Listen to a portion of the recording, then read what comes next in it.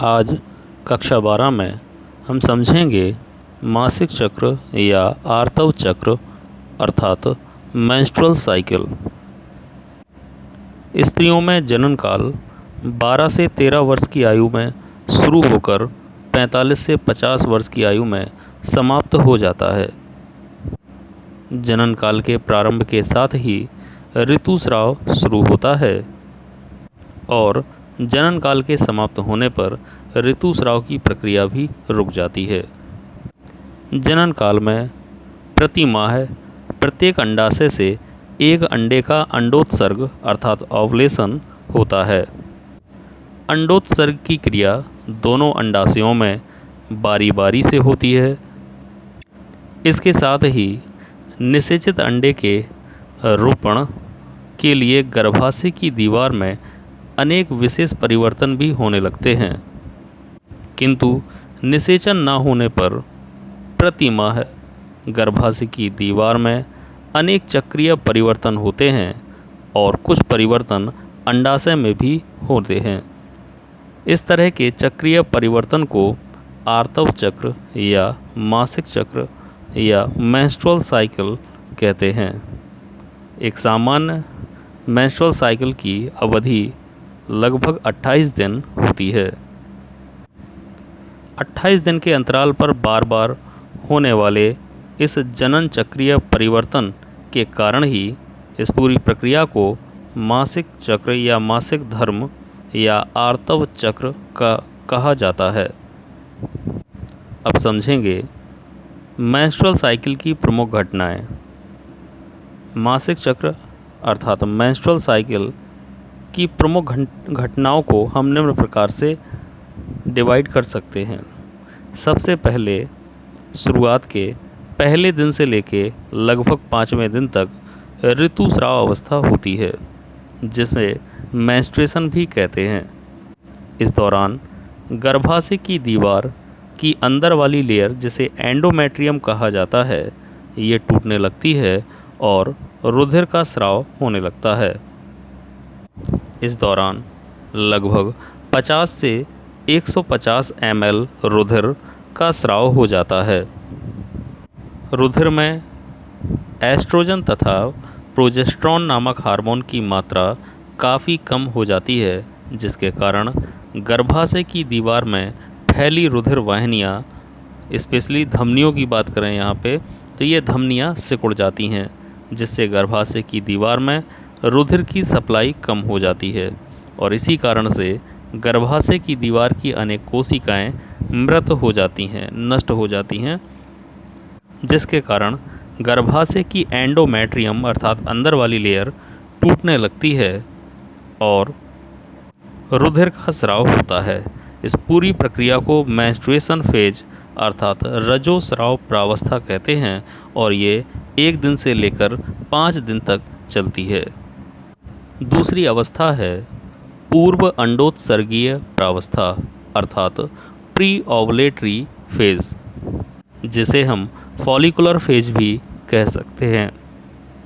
यह प्रावस्था 6वें दिन से लेकर 13वें दिन तक चलती है।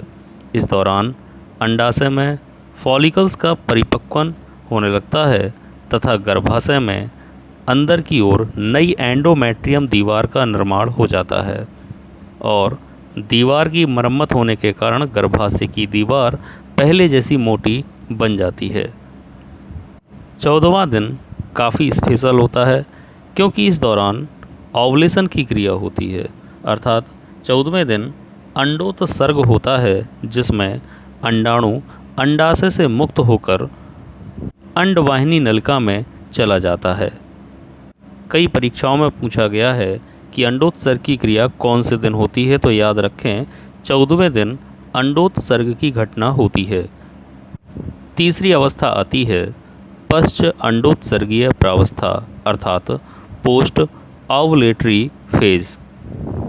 यदि अंडाणु का शुक्राणु के साथ निषेचन ना हो पाए तो अंडाणु स्वतः नष्ट हो जाता है और निषेचन योग्य नहीं रहता है।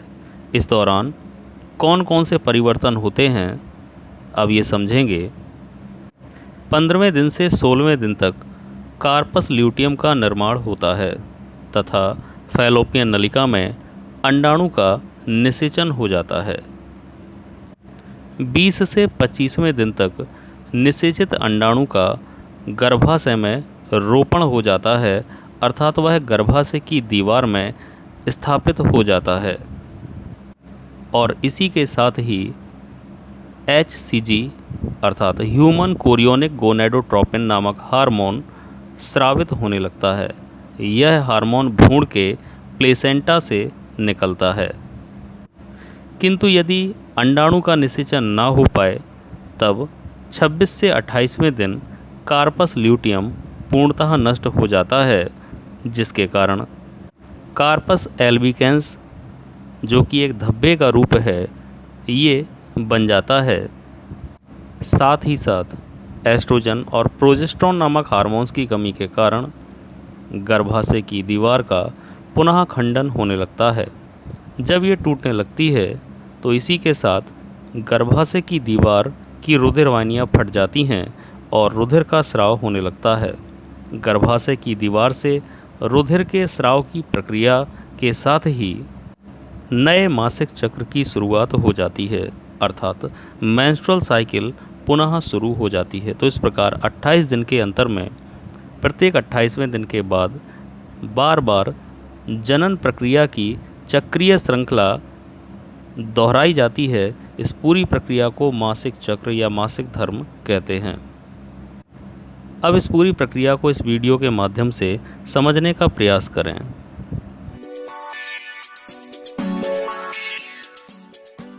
आज हम माहवारी पर बात करेंगे। जब एक लड़की बड़ी होती है, उसके शरीर में कई तरह के शारीरिक और मानसिक बदलाव आते हैं। इनमें से एक बदलाव को माहवारी कहते हैं। इसके शुरू होने का मतलब है शरीर गर्भ धारण करने के लिए तैयार है। इसे समझने के लिए हमें महिलाओं के जनन तंत्र को समझना होगा। यह फैलोपियन ट्यूब, गर्भाशय, अंडाशय, गर्भाशय का मुख और योनि का बना है। अंडाशय बादाम के जितने होते हैं। इनमें हजारों अंडे रहते हैं। हर महीने एक अंडा अंडकोश से निकलता है और नली में से होता हुआ गर्भाशय में पहुंचता है। खून की परत जमा होने लगती है और यही वो अंडा है जो बच्चे के रूप में विकसित हो सकता है। यदि ऐसा होता है तो लड़की इस समय गर्भवती हो जाती है और गर्भाशय में जमा होने वाला यही खून बच्चे की रक्षा करता है। अगर लड़की गर्भवती नहीं होती है तब खून की परतों की जरूरत नहीं होने के कारण गर्भाशय इसे बाहर की ओर निकाल देता है। इसे माहवारी आना कहते हैं, जो हर महीने 3 से 7 दिन तक चलती है।